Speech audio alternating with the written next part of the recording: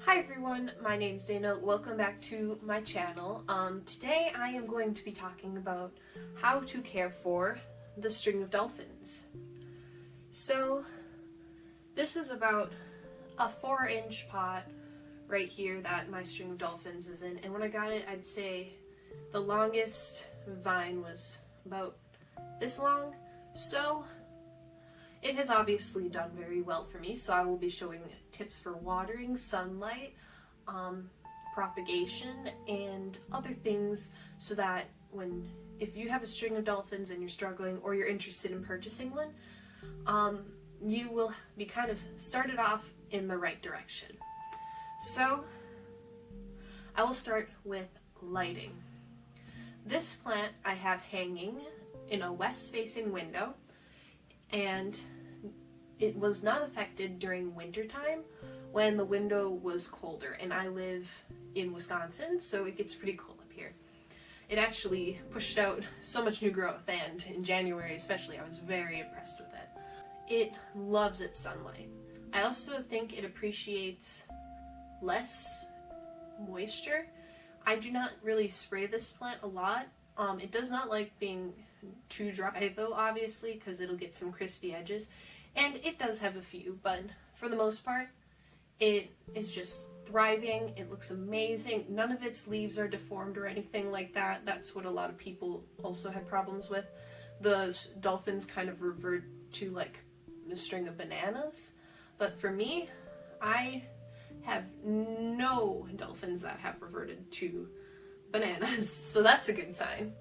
Watering, I water this plant rarely, and I top water it, but it has very fast draining soil, and then it has this holder here. So I water it maybe twice a month.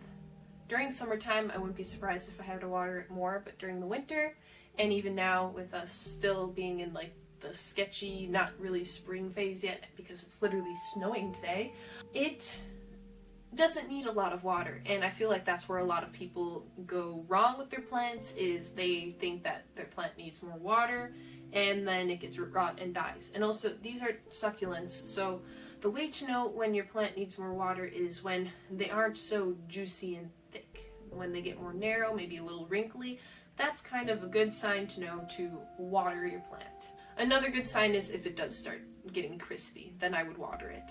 Out of the two, I would definitely underwater this plant as opposed to overwatering. The string of pearls is a plant when I first started getting into houseplants that I struggled with a lot because I always watered it too much, and then it would wrinkle, and then it looks like it wants more water, but it actually doesn't want more water, so you just water it and water and water it, and it keeps on getting more and more wrinkly and dies, and you're like, but I was watering it so often. So it is easier to tell when a plant is thirsty if you're watering it less, because it's very hard to differentiate for the stringing plants as to whether they're rotting because of too much water or they just need more water. So out of the two, I would definitely water less, so you know for certain when they do start getting wrinkly, it's because it needs more water.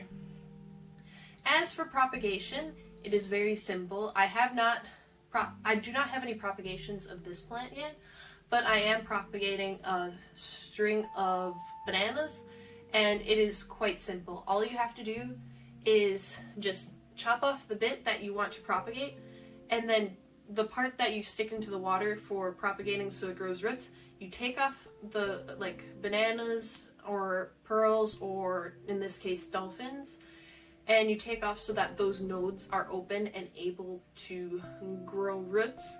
Or they also develop aerial roots, and if that's the case, then if you're able to, use the aerial roots and they should hopefully grow into normal roots.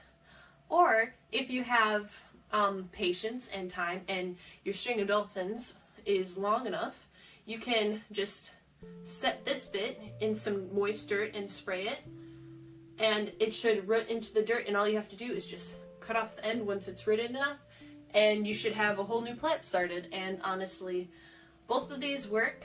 The one where it hangs into a dirt pot, obviously, if you don't have the space for that, it can be a little difficult. So I would recommend the traditional propagating, and also because you're able to watch the roots grow more, and you're going to be able to know better when the plants are able to be put into dirt and when they're able to grow by themselves without like your help.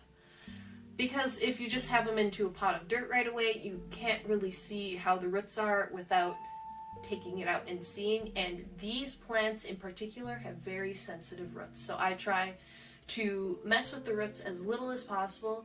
So propagating them in water is just easier because you can observe them through, I have all mine in glass jars. So you can just watch them through the glass jar and just know when they are ready to be put in dirt. Anyhow, that is it of the video. If you have any questions that I did not answer, please leave them in the comments down below, and I will try to help you out. If you have any success stories or any other tips that I did not share, also please leave them in the comments down below, because I probably definitely forgot to share something. And let's just all help out each other, you know? But yeah.